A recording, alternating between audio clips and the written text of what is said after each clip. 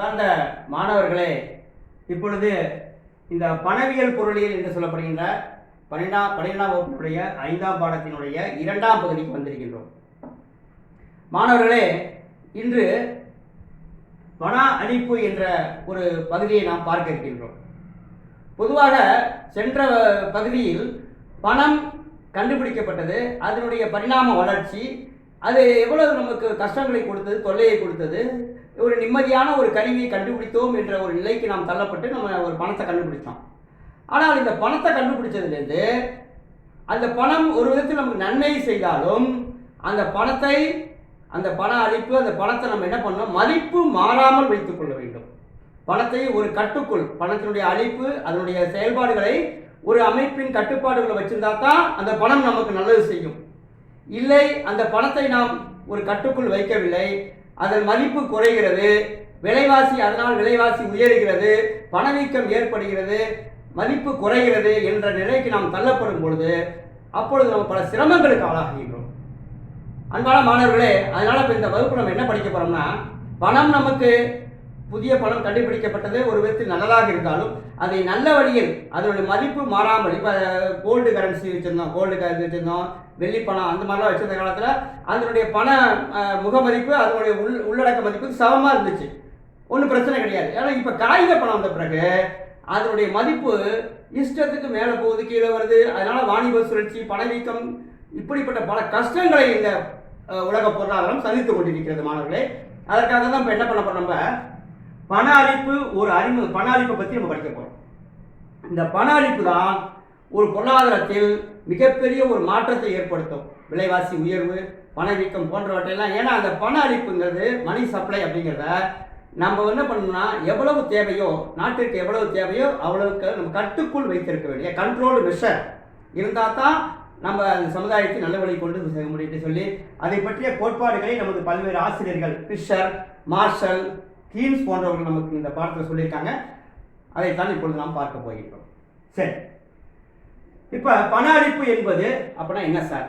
பண அளிப்பு என்பது ஒரு நாட்டினுடைய மொத்த பண அளவு, ஒரு நாட்டில் எவ்வளோ பணம் மக்கள் கையில் புழங்கிக்கிட்டு இருக்கு அப்படிங்கிறது. அதை வேற மாதிரி சொல்லணும்னா, ஒரு குறிப்பிட்ட நேரத்தில் உள்ள புழக்க பணம், ஒரு பர்டிகுலர் டயத்தில் மக்கள் கையில் எவ்வளோ பணம் புழங்கிக்கிட்டு இருக்கு, 100 கோடியா, 1000 கோடியா, 2000 கோடியா எவ்வளோ புழங்கிக்கிட்டு இருக்கு அப்படிங்கிறது தான் பணப்புழக்கம் என்று சொல்கின்றோம். அதான் சொல்கிறாங்க. இந்த பண அளிப்பு தான் ஒரு சமுதாயத்தில் அந்த வட்டி விதத்தை தீர்மானிக்கக்கூடிய விஷயமாக இருக்கிறது, விலைவாசியை தீர்மானிக்கக்கூடிய விஷயமாக இருக்கிறது. இதுதான் இந்த பண அளிப்பு என்கின்ற முக்கியமான விஷயம். அது எவ்வளோ ஒரு விஷயம் பாருங்க. ஒரு நாட்டினுடைய விலைவாசி எவ்வளோ முக்கியமானது, ஒரு நாட்டினுடைய வட்டி விகிதம், முதலீட்டுக்கு, இது ரெண்டும் எவ்வளோ பெரிய விஷயங்கள். இது ரெண்டையும் தீர்மானிக்கக்கூடிய விஷயமாக இது இருக்கிறது, முக்கிய பங்கு வகிக்கிறது என்று நமக்கு சொல்லுகிறார்கள் மாணவர்களே.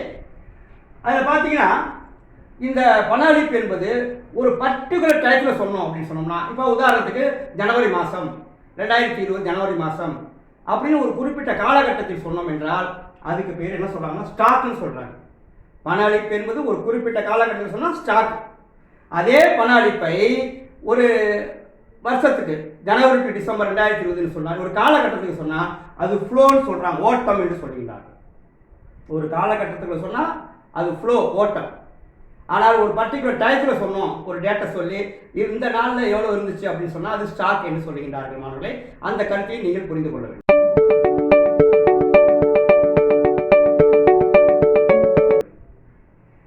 அடுத்தபடியாக நாம் இந்த பாடத்தில் பண அளிப்பு என்பதற்கு ஒரு மீனிங், பொருள் என்று கொடுத்திருக்கிறார்கள். அதை பார்க்க போகிறோம். இதில் பார்த்தீங்கன்னா ஃபர்ஸ்ட் பேப்பர் கரன்சி, அதாவது அந்த காகித பணத்தை பற்றி சொல்கிறாங்க. காகித பணம் என்பது நம்ம நாட்டில் ரிசர்வ் பேங்க் ஆஃப் இந்தியா, ஒரு நாட்டினுடைய மிகப்பெரிய ஒரு மைய வங்கி. அது ஒரு அரசாங்கத்தால் அங்கீகரிக்கப்பட்ட வங்கி. அனைத்து வங்கிகளையும் கட்டுப்படுத்தக்கூடிய, அந்த வணிக வங்கியை கட்டுப்படுத்தக்கூடிய ஒரு மைய வங்கி, அதாவது அதிகாரத்துவம் கொண்ட ஒரு மைய வங்கி. அதுதான் அந்த கரன்சியை அச்சிட்டு கொடுக்கிறது. ஆனால் நம்ம நாட்டில் பார்த்தீங்கன்னா அந்த காயின்ஸ்னு சொல்லுவாங்க, நாணயங்கள், அல்லது பழைய காலத்தில் வந்த 1 ரூபாய் நோட்டுகள் போன்றவற்றையெல்லாம் யார் அச்சடிக்கிறான்னு சொன்னால் அரசினுடைய ஃபினான்ஸ் டிபார்ட்மெண்ட். நீங்கள் கூட பார்த்துருக்கலாம், பழைய 1 ரூபாய் நோட்டு ஏதாவது கிடைச்சா நீங்கள் பார்த்தீங்கன்னா அதில் பார்த்தீங்கன்னா உங்களுக்கு அதில் மட்டும் அந்த ரிசர்வ் பேங்கினுடைய, அந்த அரசாங்கத்தினுடைய ஃபினான்ஸ் செக்ரட்டரி கழித்து போட்டிருப்பார். மற்றதெல்லாம் பார்த்தா ஆர்பிஐ கவர்னர் கழித்து போட்டிருப்பார். அது ஒன்று மட்டும் அரசு அச்சிட்டு கொடுக்கிறது, காயின்ஸ் மட்டும் அவங்க அடிக்கிறாங்க, 1 ரூபாய் நோட்டும் காயின்ஸும். அதை பார்த்துக்க மாட்டேன். அடுத்தபடியாக இந்த நாணயங்கள், அதே போல் பொதுமக்களும் உள்ள வங்கி பணம், பொதுமக்களுடைய வங்கி பணம், அதையும் நம்ம பணம் அனுப்ப எடுத்துக்கணும். மக்கள் பேங்க்ல வச்சிருக்க பணம். அதே போல் இது எல்லாமே இந்த பேப்பர் கரன்சி என்பது அரசாங்கத்தின் அளிக்கக்கூடிய ஒரு சட்டப்பூர்வ செலாவணி அப்படின்னு சொல்றாங்க. அதாவது அதிகாரமுடைய சட்டப்பூர்வ செலாவணி, அதாவது லீகல் டெண்டர் மணின்னு சொல்றாங்க. ஆங்கிலத்தில் லீகல் டெண்டர் மணி. அதுக்கு எல்லா அதிகார வரம்புகளும் இருக்கு. அதை மக்கள் பயன்படுத்துறதுக்கு, அதை கட்டுப்படுத்த அரசாங்கத்தினுடைய அந்த அதிகாரத்தோடு வரக்கூடிய ஒரு சட்டப்பூர்வமான பணம் என்று சொல்கிறார்கள். அதுதான் பேப்பர் கரன்சி என்று சொல்லப்படுகிறது. மாணவர்களே, அதை நீங்கள் புரிந்து கொள்ள வேண்டும்.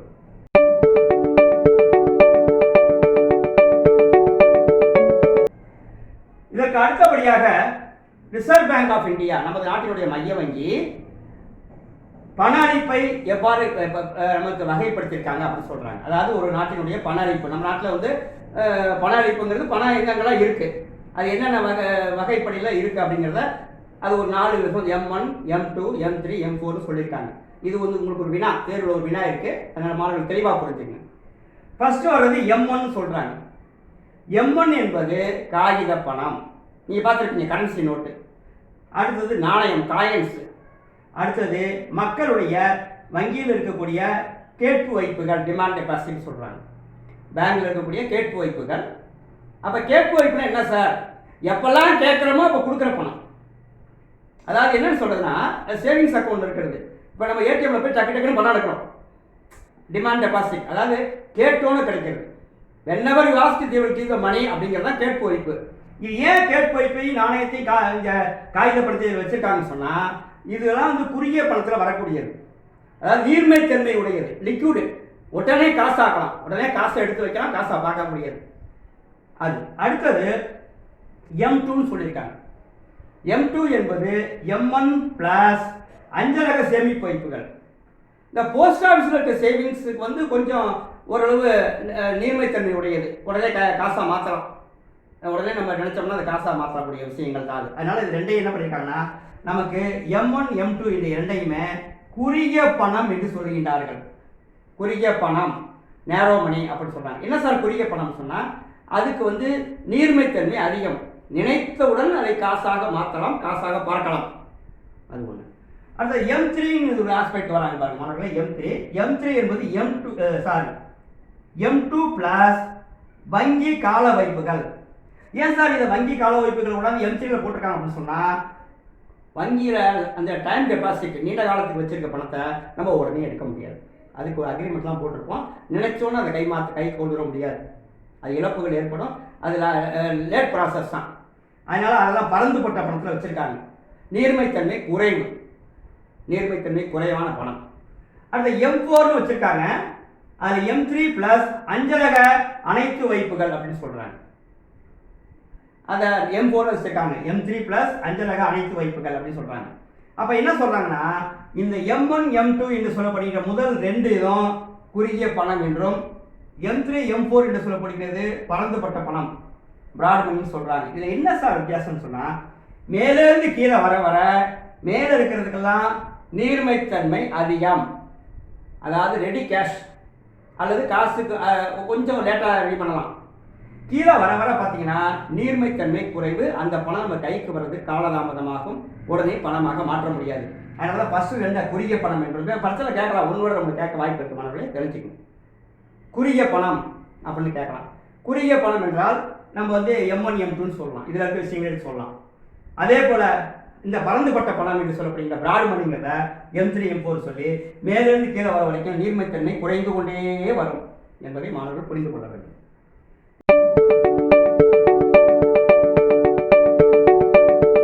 இப்போ அடுத்தது என்ன பண்ணிக்கிறாங்கன்னா, ஒரு பண அளிப்பை தீர்மானிக்கும் காரணிகள். இது கூட தேர்வில் போன முறை பப்ளிக்ல கேட்டிருந்தாங்க, பொது தேர்வில் பண அளிப்பை தீர்மானிக்கும் காரணிகள் அப்படி கேட்டிருந்தாங்க. இதுக்கு வந்து ஒரு வங்கியை வச்சா சொல்லுவாங்க, வணிக வங்கி வச்சு சொல்றாங்க. அதாவது ஒரு ரொக்க வைப்பு விகிதம் அப்படின்னு சொல்றாங்க. அதாவது கேஷ் டெபாசிட் ரேஷியோ, அதுக்கு ரொக்க வைப்பு விகிதம். 4 தலைப்பு இருக்கும், மாணவர்கள் தெளிவாக புரிஞ்சுக்கணும். ரொக்க வைப்பு விகிதம்னா என்ன சார்? அதாவது மக்கள் கையில் வச்சிருக்க பணம் ஒரு பக்கம், மக்கள் கையில் இருக்கக்கூடிய பணம் ஒரு பக்கம். அடுத்தது வங்கி வைப்பு பணம். அதாவது நாட்டில் இருக்கக்கூடிய பொதுமக்கள் இருக்க பணம் எவ்வளவு, பார் டிவைடட் பை வங்கியில் வைப்பு பணம், வங்கியில் இருக்க டெபாசிட் பணம், அது ரெண்டுக்கும் உள்ள விகிதம். நல்லா புரிஞ்சுக்கோங்களே, ரொக்க வைப்பு வீதம் என்பது மக்கள் கையில் இருக்கக்கூடிய பணம் டிவைடட் பை வங்கியின் வைப்பு பணம், அது ரெண்டுக்கும் உள்ள விகிதத்தை தான் நம்ம ரொக்க வைப்பு வீதம் என்று சொல்கின்றோம். அடுத்தது பார்த்தீங்கன்னா ரொக்க இருப்பு வைப்பு வீதம் சொல்றாங்க, அதாவது ரிசர்வ் டெபாசிட் ரேஷியோ அப்படின்னு சொல்றாங்க. இதுக்கு என்ன சொல்றாங்கன்னா, வங்கியில் பாதுகாப்பு பெட்டகத்தில் உள்ளதும், வங்கி ஒரு அளவு பணத்தை தங்கள் பாதுகாப்பு சேஃப் டெபாசிட்ல வச்சிருப்பாங்க, அதுவும் அந்த வங்கி ரிசர்வ் வங்கியிட ஒரு இருப்பு வச்சிருப்பாங்க. எல்லா வணிக வங்கிகளுமே ஒரு குறிப்பிட்ட தொகை 5% 20% தங்களுடைய மொத்த டெபாசிட்ல கொண்டு போய் ரிசர்வ் வங்கியில இருப்பு வைக்கணும். அதுக்கு வந்து அந்த ரிசர்வ் பேங்க் ஒரு நாம்ஸ் வச்சிருக்காங்க, அதுபடி இவங்க வைக்கணும். அப்போ இது ரெண்டையும் சேர்த்துக்கணும். வங்கி தன்னுடைய பாதுகாப்பு பெட்டகத்தில் வச்சிருக்கக்கூடிய அந்த தொகை பிளஸ் ஆர்பிஐயில் வச்சிருக்கக்கூடிய ரொக்க இருப்பு, இது ஒரு பக்கம் வச்சுக்கணும். மொத்த வைப்பு, ஒரு வங்கியினுடைய மொத்த வைப்பு ஒரு 1000 கோடின்னு வச்சுங்க. வங்கியினுடைய மொத்த வைப்பு 1000 கோடினா அதில் 1000 கோடிக்கு இந்த பக்கம் வச்சு டினாமினேஷன் வச்சுக்கிட்டு வங்கியினுடைய பாதுகாப்பு பெட்டகம் பிளஸ் ஆர்பிஐயில் வச்சிருக்க ரொக்க இருப்பு ரெண்டையும் சேர்த்து இந்த விகிதத்தை பார்த்தோம்னா அது ரொக்க இருப்பு வைப்பு விகிதம். தெளிவாக புரிஞ்சுக்கணும். அடுத்தபடியாக ரொக்க இருப்பு விகிதம் சொல்றாங்க, அதுக்கு கேஷ் ரிசர்வ் ரேஷியோ. இது என்ன சொல்றாங்கன்னா, வங்கி வைப்பில் ஆர்பிஐ அளவு, இதில் வந்து ஆர்பிஐயில் வச்சிருக்க அளவு மட்டும் சொல்லணும். வங்கி தன்னுடைய வைப்புகளின் டெபாசிட்லேருந்து எடுத்து ஆர்பிஐயில் எவ்வளோ வச்சிருக்காங்க, நான் சொன்னேன் ஏற்கனவே ஆர்பிஐயில் கொஞ்சம் வைக்கணும்னு சொன்னேன், 5% 20% அந்த அளவு டிவைடட் பை மொத்த வைப்புகள். தங்களிடம் இருக்கக்கூடிய அந்த மொத்த வைப்பு 1000 கோடியில் எவ்வளவு ரிசர்வ் பேங்க்ல வச்சிருக்காங்க, இதுக்கு ரெண்டுக்கும் உள்ள ரேஷியோ. இதில் வந்து பாதுகாப்பு பெட்டகம் பிளஸ் ரிசர்வ் பேங்க் ரெண்டையும் சேர்த்துக்கணும். இதில் அவங்களுடைய ரிசர்வ் பேங்க் அளவையும் மொத்த வைப்புகளையும் அந்த ரேஷியோ போட்டு வெட் பண்ணிக்க வேண்டியது பார்த்துங்க. லாஸ்ட் என்ன சொல்றாங்க மாணவர்களே, சட்டப்பூர்வ நீர்மை விகிதம்.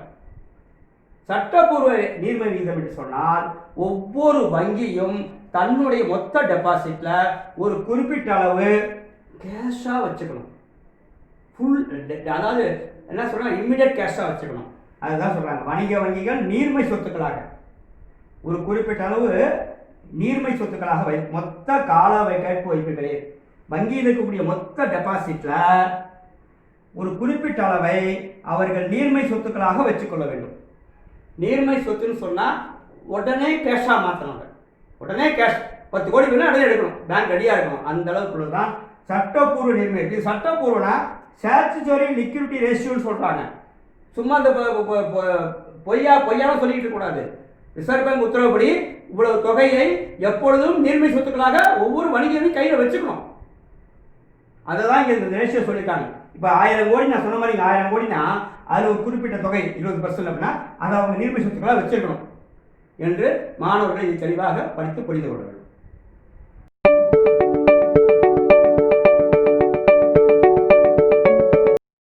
மாணவர்களே, அடுத்தபடியாக பண அளவு கோட்பாடுகள் என்ற ஒரு தலைப்புக்கு நம்ம வர்றோம். அதாவது இந்த பண அளவை பற்றி என்னென்ன கோட்பாடுகள் நமக்கு சொல்லப்பட்டிருக்குன்னா, ஃபிஷர் அவர்களும் மார்ஷல் கீன்ஸ் போன்றவர்களும் தங்களுடைய கருத்துக்களை சொல்லியிருக்காங்க. அதில் முதல்ல பார்த்தீங்கன்னா ஃபிஷர் அவர்கள் பண அளவு என்பது பண அளவிற்கும் பண மதிப்பிற்கும் உள்ள தொடர்பை நம்ம இந்த பண அளவு கோட்பாட்டில் படிக்கிறோம். அதாவது பண அளவு எவ்வளோ இருக்கு, அதனால பண மதிப்பு எப்படி மாறுபடுகிறது.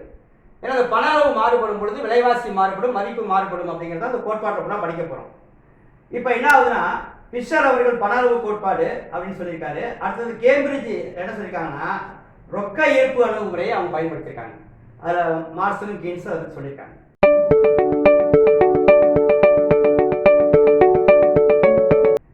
இப்போ ஃபர்ஸ்ட் நமக்கு வந்து ஃபிஷரின் பண அளவு கோட்பாடை பற்றி படிக்கிறோம். இது தனியாக ஒரு கோட்பாடு நமக்கு கொடுக்கப்பட்டிருக்கு. இதில் பார்த்தீங்கன்னா இது மிக பழமையான ஒரு தியரி. அதே போல் 1958 டாவன் ஷெட்டி என்பவர் தான் முதலில் இதை உருவாக்கியிருக்காரு அப்படின்னு சொல்றாங்க. டாவன் ஷெட்டி தான் ஃபர்ஸ்ட் உருவாக்கியிருக்காரு. அது நவீன வடிவம் கொடுத்தது யாரு சார்னா ஃபிஷர் தான் அந்த நவீன லேட்டஸ்டாக ஒரு டெவலப் பண்ணி கொடுத்துருக்காரு. அதை அவர் தன்னுடைய புஸ்தகம் பணத்தின் வாங்கும் சக்தி அப்படின்னு ஒரு நூல் எழுதியிருக்காரு, புக்கு. அதில் தான் அதை பற்றி சொல்லியிருக்காரு அப்படின்னு சொல்றாங்க. இவருடைய அந்த கோட்பாட்டுக்கு பேர் பரிவர்த்தனை சமன்பாடு என்று அழைக்கிறார்கள். இந்த சொன்ன ஃபிஷர் சொன்ன கோட்பாடு என்ன பேர்? பரிவர்த்தனை சமன்பாடு. அதை அவர் ஒரு கணித சமன்பாடாக சொல்லியிருக்காரு, மேத்தமெட்டிக்கல் ஈக்குவேஷன் சொல்லியிருக்காரு. என்ன சொல்லியிருக்காருன்னா MV = PT அப்படின்னு இருக்காரு. MV = PT. MV என்றால் பண அளிப்பு, PT என்றால் பணத்தின் தேவை. அப்ப என்ன சொல்லியிருக்காருன்னா இரண்டும் சமம் அப்படி சொல்லியிருக்காரு. ஒரு நாட்டில் பணத்தின் அளிப்பு, இப்போ உதாரணத்துக்கு பணத்தின் அளிப்பு 1000 கோடினா பணத்தின் தேவை 1000 கோடிங்கிற அளவுக்கு ஒரு மேத்தமெட்டிக்கல் ஈக்குவேஷன் சொல்லியிருக்காரு. இதை கூட நம்ம உங்களுக்கு ஒரு கணித முறையில் உங்களுக்கு சொல்றதுக்கு நான் இருக்கேன் முடிஞ்சதுக்கப்புறம். இதை M = பண அளவு அப்படின்னு சொல்லியிருக்காங்க. V என்பது பணத்தின் சுழற்சி வேகம். அப்புறம் என்ன அர்த்தம்னா உதாரணத்துக்கு M என்பது உதாரணத்துக்கு ஒரு 100 கோடி.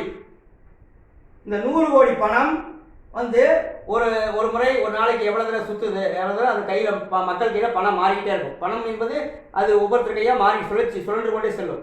அது டிரான்சாக்ஷன் மாற அந்த பணம் பல்வேறு கையை எடுத்துட்டு போய் அவங்களுடைய வாங்கும் சக்தி அதை அதிகப்படுத்திகிட்டே போகும். கொடுக்கல் வாங்கல் அப்படிங்கும்போது இதை பணத்தோடு இது வியை பெருக்கிடணும். 100 கோடினா வி என்பது ஒரு பணம் 100 ரூபா, ஒரு 100 ரூபா என்ற நோட்டு ஒரு நாளைக்கு 100 முறை சுற்றுகிறதுனால 2ஐ பெருக்கிக்கணும். அதுதான் பணத்தின் அளிப்பு. சுழற்சி வேகம், பணம் 2ஐ பெருக்கிக்கணும். இந்த பக்கம் வரும்பொழுது P என்பது விலை, பிரைஸ். T என்பது அந்த வியாபாரம், வாணிபம், டிரான்சாக்ஷன். அப்ப இது பணத்தின் தேவை. உதாரணத்துக்கு விலை என்பது இங்கே கொடுக்கப்பட்டிருக்கு. இங்கே டிரான்சாக்ஷன் எப்படின்னா ஒரு நாளைக்கு எத்தனை கோடி ரூபாய் உள்ள பொருட்களை கைமாறுகிறோம் என்பதை இங்கே 2ஐ பெருக்கிக்கணும். அது பணத்தின் தேவை.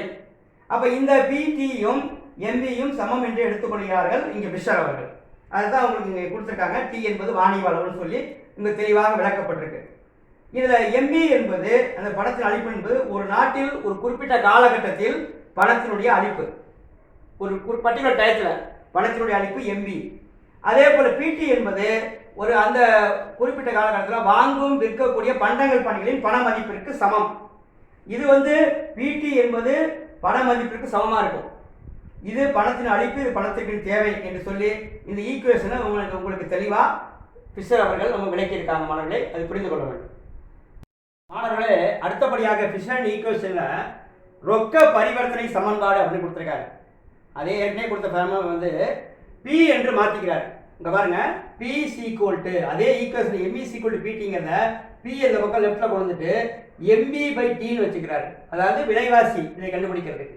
அதை பார்த்தீங்கன்னா இந்த ஃபார்முலாவில் V என்று சொல்லப்படுகின்ற பணத்தின் சுழற்சி வேகம், பணம் மக்கள் கையில் எவ்வளவு வேகமாக சுற்றுகிறது அந்த சுழற்சி வேகமும் அந்த வாணிப அளவும் மாறாதுன்னு வச்சுக்கிறாரு. இந்த ஃபார்முலாவில் பார்த்தீங்கன்னா Vயும் Tயும் மாறாது, M மட்டும்தான் மாறும். அப்படி சொல்லும்போது M என்ற பண அளவு விலைவாசியையும் பண மதிப்பையும் தீர்மானிக்கும் அப்படின்னு சொல்றாங்க. அதையும் நம்ம ஒரு நியூமரிக்கல் எக்ஸாம்பிள் பார்க்கலாம் பின்னாடி. அதனால மாணவர்களே நல்லா பார்த்துங்க. P = MV/Tங்கிறதுல இந்த VT மாறாது, M மட்டும் மாறும். அதுதான் விலையும் பண மதிப்பையும் தீர்மானிக்கிறது. புரிஞ்சுக்கணும். இப்ப இந்த பண அளவு மாறுதல் நேரடியாக விலை மாற்றத்தை ஏற்படுத்தும். அப்பதான் நான் ஏற்கனவே சொன்னேன் உங்களுக்கு, பணவீக்க காலத்துல அந்த பின்னாடி வரக்கூடிய படிப்புல இந்த பண அளவு இஷ்டத்துக்கு மாறுதுன்னு சொன்னா விலைவாசியை கண்ணாபண்ணான்னு மாற்றி நம்ம சமுதாயத்தை ரொம்ப சீர்கேடு கொண்டு போயிருன்னு சொல்லி சொல்லப்பட்டிருக்கு. இதில் ஃபிஷர் என்ன பண்ணியிருக்காருன்னா ஒரு நவீன கோட்பாடு ஒன்று சொல்லியிருக்காரு. அதாவது இன்னைக்கு இருக்கக்கூடிய தற்காலிக வங்கிகளை கொண்டாந்து உள்ள சேர்த்திருக்காரு. எப்படின்னு கேட்டீங்கன்னா அதே இந்த PT = MB/M1V1 அப்படின்னு சொல்லியிருக்காரு. அப்ப என்ன சொல்லியிருக்காரு, இந்த இடத்துல M என்பது கேட்பு வைப்பு, M' என்பது கேட்பு வைப்பு, V' என்பது சுழற்சி வேகம். அப்பதான் கடன் பணம், வங்கியினுடைய கேட்பு வைப்பு மற்றும் கடன் பணம், வங்கியினுடைய கேட்பு வைப்பு மற்றும் கடன் பணம் அப்படிங்கிறத சொல்றாங்க. அதனால அது என்ன பண்ணி எப்படி மாத்திருக்காங்கன்னா P = MV+M1V1 சேர்த்திருக்காரு. அதனால மாணவர்கள் பார்த்துக்கொள்ளுங்க. ஏற்கனவே ஒரு ஈக்குவேஷன்ல 2 இது புதுசாக சேர்த்திருக்காரு. கேட்பு வைப்பு மற்றும் கடன் பணம், இது வங்கியில் வரக்கூடியது. அந்த கேட்பு வைப்பு வங்கி பணத்துக்கு உள்ள சுழற்சி வேகம், இதை சேர்த்துக்கிட்டு அவர் ஈக்குவேஷனை புதுசாக உருவாக்கியிருக்காரு. இந்த விலை என்பது இந்த 4 காரணிகளையும் தீர்மானிக்கிறது. அதாவது இந்த 4 காரணிகள், அதாவது MB, M', V', MB + M', V' என்று சொல்லப்படுகின்ற இந்த 4 காரணிகள் தான் இந்த 4 காரணிகளும் சேர்ந்து விலையை தீர்மானிக்கிறது என்று சொல்கின்றார்கள். இதற்காக ஒரு வரைபடமும் வரைபட விளக்கத்தையும் நாம் இப்பொழுது பார்க்க இருக்கின்றோம். சரி, அடுத்தபடி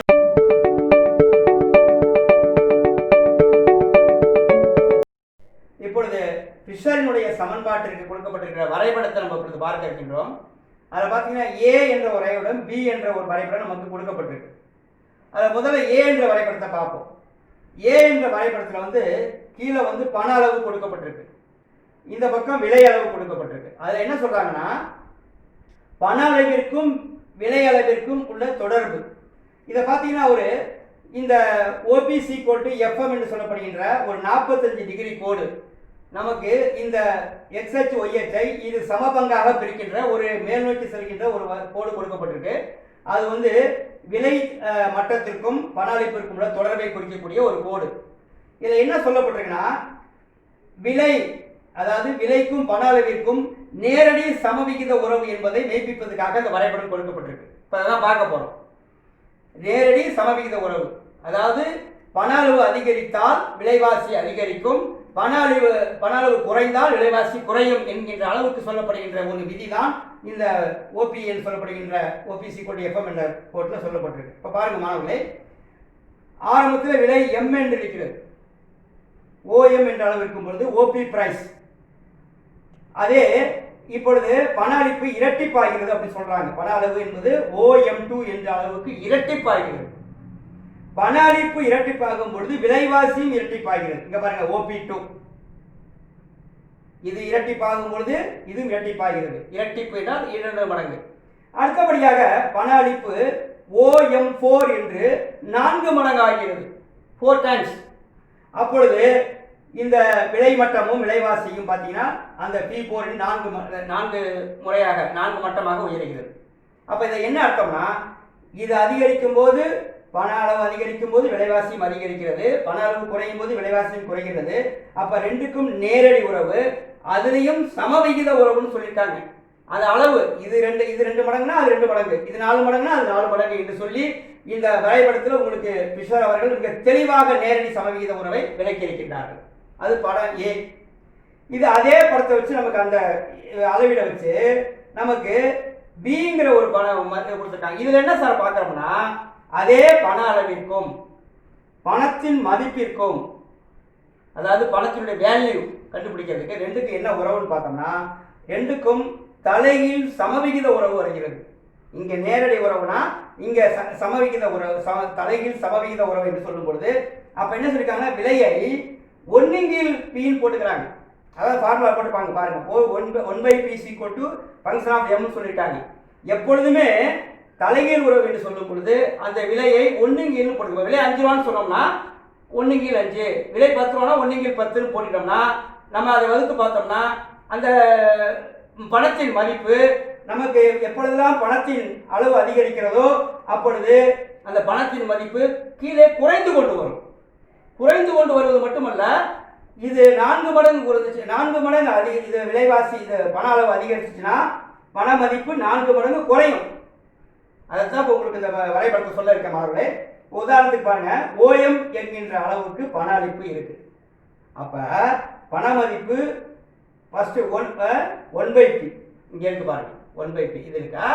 அடுத்தது இங்க பண அளவு M2க்கு வருது பாருங்க, 2 மடங்கு பண அளிப்பு அதிகரிக்கும் போது 2 மடங்கு மதிப்பு குறையுது, பண மதிப்பு 2 மடங்கு குறையுது. அடுத்தது பண அளவு 4 மடங்கு அதிகரிக்குது, 4 டைம்ஸ். பண அளவு அல்லது பண அளிப்பு 4 மடங்கு அதிகரிக்குது. 4 மடங்கு அதிகரிக்கும் போது இங்க பாருங்க 1/P4 போட்டிருக்காங்க, 4 மடங்கு மதிப்பு பணத்தினுடைய வேல்யூ குறையுது. அதனால மாணவர்களே, சமுதாயத்துல எப்பொழுதெல்லாம் பண அளிப்பு அதிக மக்கள் கையில பணம் வந்து நிறைய அச்சடிக்கப்பட்டு கையில கொடுத்தாங்கன்னு சொன்னா அந்த பணத்தினுடைய மதிப்பு குறைஞ்சிரும், அந்த வாங்கும் சக்தி குறைஞ்சிரும். அந்த பணத்தை கொண்டு போய் பஜார்ல கொடுத்தோம்னா ஒரு சாதாரணமாக ஒரு பொருள் நம்ம நார்மலாக வாங்குற விலையை விட பல மடங்கு ரூபாயை கொடுத்து அந்த பொருளை வாங்க வேண்டியிருக்கும். இதுதான் ஒரு சமுதாயத்துக்கு ஒரு சீர்கேடுக்கு காரணம் என்று சொல்லி பின்னாடி நம்ம பணவீக்கத்தில் படிப்போம்.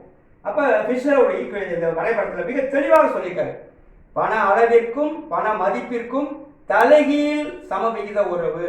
அதனால தான் இங்கே 1/P போட்டுக்கிறோம், ரிவர்ஸ் இன்வர்ஸ். இங்கே விலை Pன்னு சொன்னால் அது 1/P போட்டு P2 அது போட்டு நமக்கு அந்த தலைகீழ் அந்த கோடு பார்த்தீங்கன்னா கீழ் நோக்கி சரிந்து செல்லும் கோடு. அந்த பண அளவிற்கும் பண மதிப்பிற்கும் உள்ள அந்த கோடு எப்படி போகுதுன்னா கீழ் நோக்கி சரிந்து செல்லும் கோடாக போட்டு O1/P FMனு கொடுத்து அதை உங்களுக்கு வரையறுத்து சொல்லியிருக்காங்க மாணவர்களே. இதை நீங்கள் இப்பொழுது தெளிவாக புரிந்து கொள்ள வேண்டும்.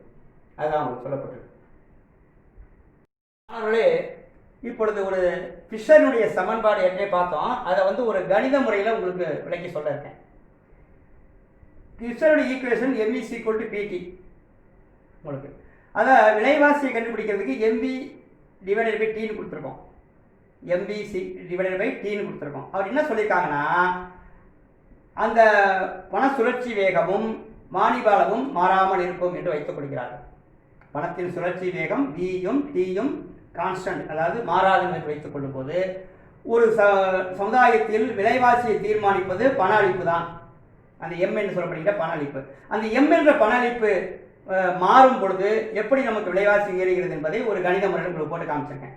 உதாரணத்துக்கு பார்த்தீங்கன்னா இங்கே M என்பது 50, V என்பது 1000, கீழே T என்பது 100, அந்த வாணிப அளவு.